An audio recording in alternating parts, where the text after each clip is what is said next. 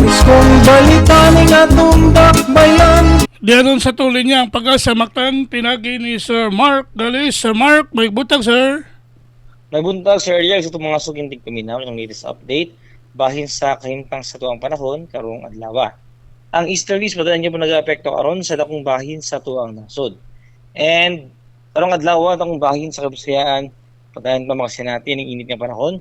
Kung sa labi gyapon ng adlaw panaalang gyapon mga tsansa sa mga lumalabay mga patak-patak ng mga pag-uwan tungod din ng easterlies o kini mga localized thunderstorms. And para sa kayumtang sa hangin o sa katagatan diri sa Kabisayaan, para pagayapon na makasinati ani hinay nga na sa kasarangan na paguro sa hangin nga gikan sa silangan nga na sa amihan ng silangan. Di na to katagatan magpabiling mapalinawon nga na sa kasarangan ang mga pagbalod. Diri sa Cebu to katagatan adunay taob karong alas 10:05 sa buntag ug hunas unyang alas 5:30 sa hapon. Temperatura karong adlaw naa sa 28 to 33 degrees sentigrado. Ato ang kaning adlaw wag lang silang alas 5:24 sa buntag ug mosalop unyang alas 5:57 sa hapon.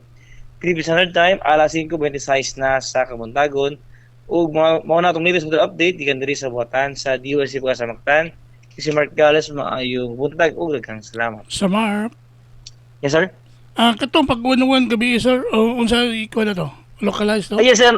Naatay ulan gabi diri sa Lapu-Lapu. So sa para sa passing ng ulan sir. So to ka isa part sa localized thunderstorm sir. Okay. Na naapektuhan diri sa Lakuan sir sa Lapu-Lapu. Passing na to sir, expect ya po sa karong adlaw prevailing ya po ng init sir na panahon. Pabili po ng init karong adlaw. Yes sir. So, usa to ilang gigunuhogon Sir Mark na dunay low pressure nga sulod semana? Karon sir natin sa karon atay nakita ng low pressure area, naratay cloud cluster na ginamonitor pa. Okay. Atay nakita nga different scenarios pa sir, natay nakita nga mapabilin siya LPA Okay. or mo dissipate siya sa muduol diri sa tuang nasod. Laboy tay nakita na mahimo siyang bagyo, baso pa siya layo pa man gid sir. Okay. Nga wala pag siya na himong LPA. Ang sa itong mga kiksuunan na maprayan na mag-monitor sir sa latest update aning mao atong ginamonitor nga cloud cluster. Kaya naman po yung ubang social media nga advance po kayo nga nagpahibaw. Lagi sir. Yeah, unsa di ikaw sir?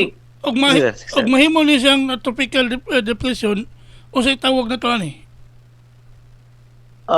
Sa karon sir no? Yes sir, tanawon sir. Kay ang Ang pinakauna nung bagyo karong tuiga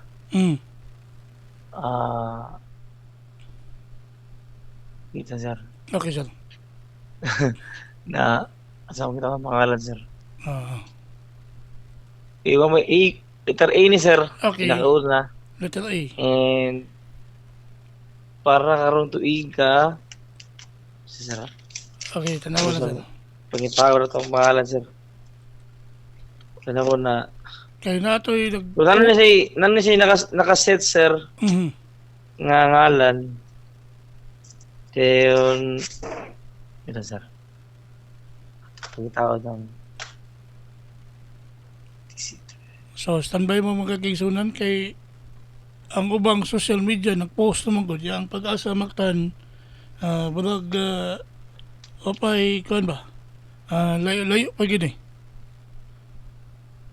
Wala kang uban na ni nang panic man.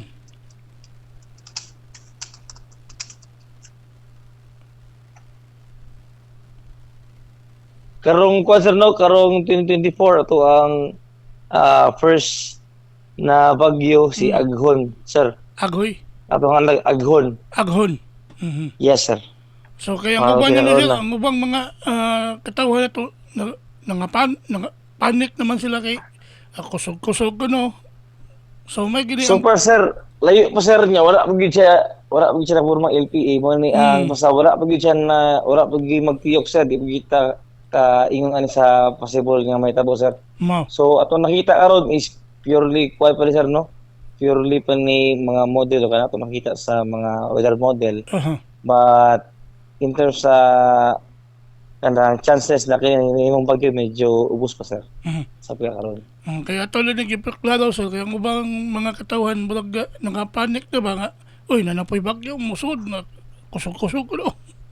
Yes, sa kanya og mukha magaling sir pag di siya na kusog, but hopefully makapauwan unta ning maong system LPE man bagyo. Diri sa tuwa ra sa Slovenia karong niya minuta medyo uga na gyud. Wala So, kita hopefully- ikuan, wala kita tubig sa atong dam. Yes, sir, hopefully sir kining may maong hubas. system sir makapabubo ginig uwan diri sa ato ang nasod sa sunod semana sir. Wala itong gihatuwad sad na at least di man lang kay kusog or igo-igo lang na makapabubuguan sir. Makapabuhi og tanom ba? Yes sir.